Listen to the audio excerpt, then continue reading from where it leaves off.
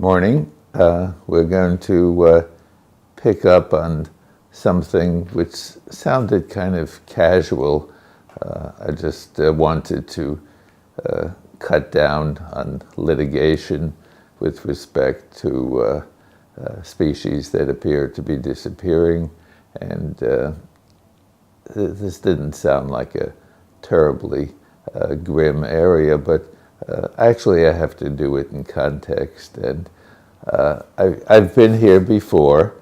I've taken care of a number of people of advanced age, and at a certain point things happen. They get multiple diseases, or they may get some very serious disease that's basically going to kill them, probably within 6 months. And the United States has a system now to handle that. It's called hospice, and it's not that at that point, if someone's put on hospice, that treatment stops, but you don't do any really radical treatment. You don't put people on chemotherapy. You don't hospitalize for every time the condition gets a little bit worse, and you accept that there's a time for everything, and basically the person is going to go. But this is not always a simple discussion. If you have somebody who's real young and they're in the mood, well, try everything you can do. Doctor, just I don't want to give up now. You basically accept that. You try everything that's available. So this is a similar situation with respect to what we do about species that are under stress, and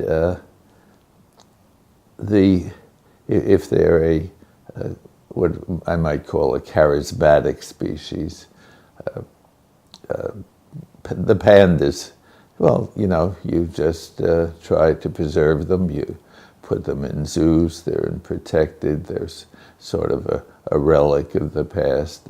You know that if you simply didn't have them as charismatic species, they would simply disappear. Okay, species, there's specific species that get into trouble, and you see that, and you have to do something about it.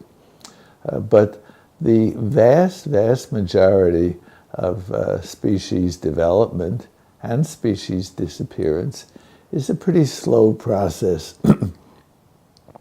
You go to different places who've been separated for many years, and you see definitely different ecosystems, different groups of species.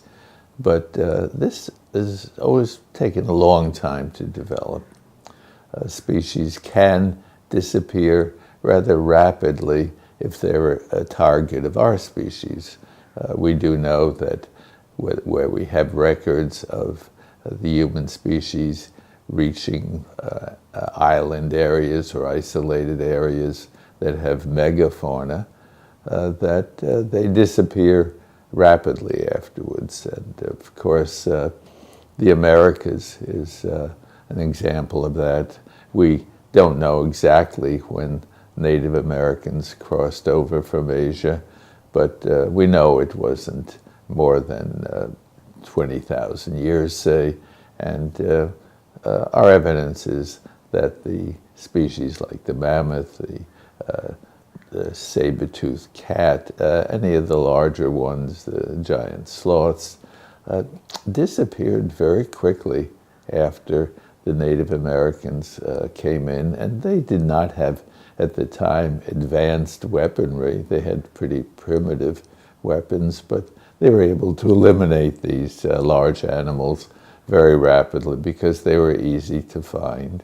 And for whatever reason, the Native Americans decided to take care of them and eliminate them, and they did. So we can have a situation where you have a certain number of species that are under a death sentence, but it's going to take a long time to show up. And the way the system is set up now, we can't do anything really strong about the entire problem. What we can do is erect sort of emergency, last-minute attempts to preserve the gnat's stature, to just get rid of, help some of the charismatic animals. But the whole idea of you have a species that is on private land and it is disappearing, and you set up rules that you can't do any construction, you can't do anything that's going to endanger this species, is just simply stupid. At the moment, we have, at land anyway, we have a situation where the carrying capacity has been drastically reduced. And this is not that recent phenomenon, just the matter of humans coming out, clearing forests, and setting up the monoculture that we have, or even primitively just burning down a forest that was supporting a number of species, and just ending up with plains. We definitely had life on the plains, but the number of species that it was able to support went down a lot. So just when the Native Americans came and seemed to want to have open plains, areas seemed to work better for them, and burned down large areas of existing forests in the Midwest, and we ended up with the Great Plains. This was a very primitive type of operation, but definitely cut down the number of species radically, but not that quickly. So the whole idea that we should be using the legal system to go after obscure species that are being eliminated is not only something which intrudes on the whole private property issue, which most Americans believe in. We tend to want to be able to protect our private property. It's a deep issue in the United States. It is stupid to really get into this area when you are actually not materially decreasing the extinction process.